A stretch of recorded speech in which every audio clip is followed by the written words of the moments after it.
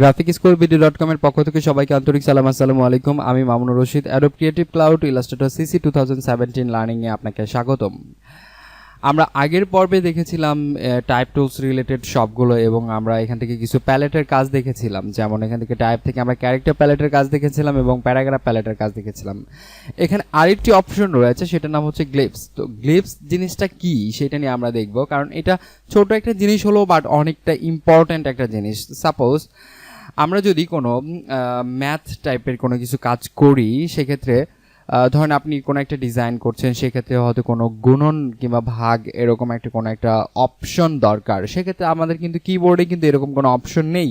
আমাদের কিবোর্ডে minus and plus সাইনটা আছে, বাট আদার্স কোনো সাইন নেই। এবং শুধুমাত্র মানে এখানে শুধুমাত্র গুণন বা ভাগ কোনো একটা আমি চিহ্নর কথা বলছি না, আরও অনেক অনেক সিম্বল আছে যেগুলো হচ্ছে গ্লিপস থেকে নিতে পারবো। আমরা যখন এমএস ওয়ার্ডে দেখেছি যে কোনো একটা সিম্বলের জন্য, গুণ অথবা ভাগের জন্য আমাদেরকে সিম্বল থেকে আসতে হয়, সেই সেম জিনিসটাই হচ্ছে গ্লিপসটাকে এখানে জাস্ট নামটা চেঞ্জ করা হয়েছে, সিম্বলের জায়গায় গ্লিপস করা হয়েছে। সো আমরা গ্লিপসে ক্লিক করছি, এখান থেকে উইন্ডো মেনু থেকে টাইপ থেকে গ্লিপস।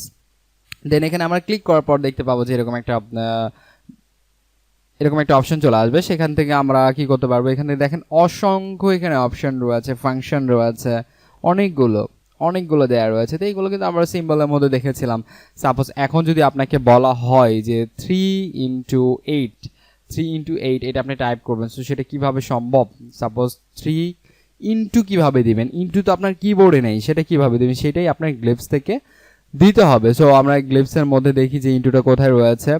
আমরা এখান থেকে নিচের দিকে একটু খুঁজে দেখবো যে গ্লিপসটা কোথায় রয়েছে। আমরা যদি খুঁজে না পাই তাহলে এটা আরেকটু বড় করতে পারি, বড় করে আমরা উপরের দিকে দেখতে পারি। দেখেন এখানে অসংখ্য দেখেন চিহ্ন রয়েছে, যেগুলো আপনার এখানে দেখেন হ্যাশ, এখানে ডলার সাইন, হ্যাঁ, ইকুয়াল, এখানে অনেক অপশন রয়েছে, পার্সেন্ট রয়েছে, হ্যাঁ, এখানে দেখেন 3/4, এখানে রয়েছে 2 উপরে এবং 2 3, এখানে দেখেন এই যে ইনটু রয়েছে এখানে, হ্যাঁ, এরকম অনেক অপশন রয়েছে। এখানে পার্সেন্টের অপশন রয়েছে, এখানে 4/1 এখানে রয়েছে।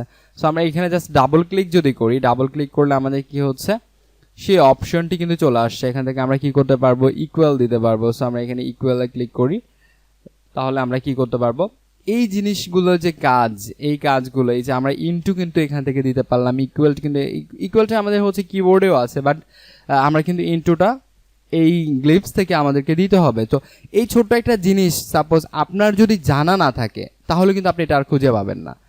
এই জিনিসগুলো এমন একটা ব্যাপার, এই জিনিসগুলো জানা না থাকলে আপনি কখনই খুঁজে পাবেন না। সাপোজ এখান থেকে আমরা ডিভাইডেড দিতে পারি, এখান থেকে ডিভাইড দিতে পারি,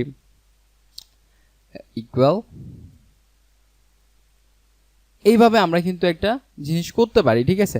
সো এই কাজগুলো আমরা যখনই করব তখন আমাদেরকে গ্লিপস থেকে কাজ করতে হবে। সো এইটা জাস্ট একটা ছোট্ট একটা ট্রিক্স, আর তেমন কিছুই নেই এটার মধ্যে। আমাদের ফন্টের দেখেন, এখান থেকে আমরা ফন্টে যদি ক্লিক করি, এখান থেকে আমাদের কিছু ফন্ট চেঞ্জ করতে পারবো। এই নিচে থেকে ফন্ট চেঞ্জ করতে হবে, ফন্টের আমরা এখানে রেগুলার, বোল্ড, ইতালিক এসব আমরা এখান থেকে দিতে পারবো। এবং উপরে দেখেন শো, এখানে লেখা আছে ইন্টার ফন্ট, এখানে বেশ কিছু এখানে অপশন রয়েছে। আপনি এগুলো চেঞ্জ করে কিন্তু আপনার এখানে ইউজ করতে পারবেন, আপনার প্রয়োজনীয় যেটা দরকার হচ্ছে ডিজাইনের জন্য, কাজের জন্য, সেটা আপনি এখান থেকে চেঞ্জ করতে পারবেন। তো এই জিনিসগুলো খুব ইজিলি ভাবে এখান থেকে এটা করা যায়। সো এই হচ্ছে ছোট্ট ট্রিক্সের জন্য আজকে ছিল এই টিউটোরিয়াল। সবাইকে অসংখ্য ধন্যবাদ। আসসালামু আলাইকুম।